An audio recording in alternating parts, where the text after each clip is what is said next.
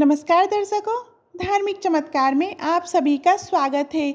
आज हम आप सभी को संत और सोने के पत्थर की कहानी सुनाएंगे। प्राचीन काल की बात है, एक छोटा सा गांव था जिसका नाम था आनंदपुर। उस गांव में एक बहुत ही प्रसिद्ध संत रहते थे। संत का नाम था बाबा रत्नदास। वह अपनी अद्भुत सिद्धियों और ज्ञान के लिए दूर दूर तक जाने जाते थे। लोग उनकी शिक्षाओं से प्रेरित होकर अपने जीवन को बदल लेते थे। गांव के लोग बाबा को बहुत मानते थे, लेकिन एक बात थी जो कोई नहीं जानता था कि बाबा के पास एक सोने का पत्थर था। ये सोने का पत्थर कोई साधारण पत्थर नहीं था। जिस भी वस्तु को ये छूता वह सोने की बन जाती थी।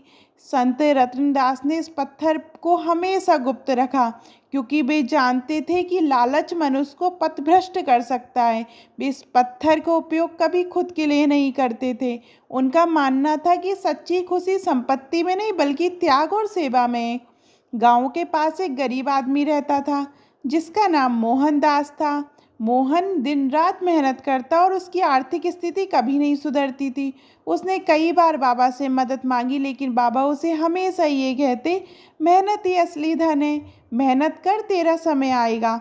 मोहन बाबा की बातों से निराश हो चुका था। उसे लगता था कि बाबा कुछ भी कर सकते हैं, फिर भी वह उसकी मदद नहीं कर रहे। एक दिन मोहन ने संत बाबा की परीक्षा लेने की सोची।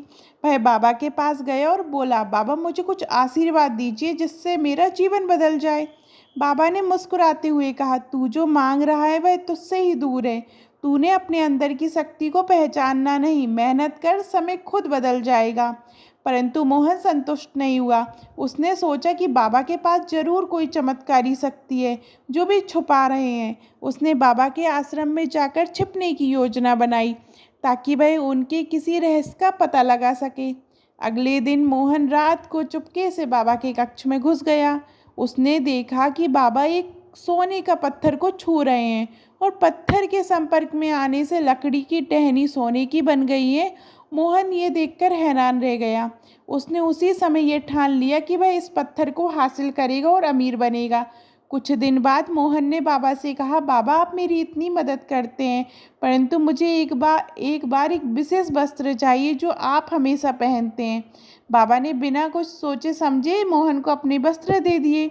मोहन की योजना थी कि वह वस्त्र के अंदर सोने का पत्थर छिपा ले और उसे ले जाकर अपने उपयोग में लाए। जब मोहन ने पत्थर को हासिल कर लिया तो वह बहुत खुश हुआ। उसने तुरंत पत्थर को लेकर घर की हर चीज़ को छूना शुरू कर दिया। उसके बर्तन, दीवारें और घर का सारा सामान सोने में बदलने लगा। लेकिन कुछ ही देर में उसे एहसास हुआ कि जो चीज़ें उसने छुई थी वे सिर्फ सोने की होकर रह गई थी, पर उनकी असली उपयोगिता खत्म हो गई थी। अब उसकी मिट्टी की हंडिया सोने की तो बन गई थी, पर उसमें खाना नहीं पक सकता था। उसके बर्तन तो चमक रहे थे, पर वे किसी काम के नहीं थे। धीरे धीरे मोहन का सारा घर सोने का हो गया, पर उसमें रहने की कोई सुविधा नहीं बची थी। मोहन को अपनी गलती का एहसास हुआ। वह भागा भागा बाबा रत्नदास के पास गया और कहा, बाबा मैंने लालच में आकर आपकी दी हुई वस्तु का दुरुपयोग किया। अब मेरी सारी चीज़ें सोने की बन गई हैं, पर उनका कोई उपयोग नहीं। बाबा ने हंसते हुए कहा, तूने अपनी सीख खुद पा ली है। सोना कभी भी सच्ची संपत्ति नहीं होती। सच्ची संपत्ति मेहनत, ईमानदारी और त्याग है। बाबा ने फिर अपने पत्थर से मोहन के घर की सभी चीज़ों को वापस उनकी असली स्थिति में बदल दिया।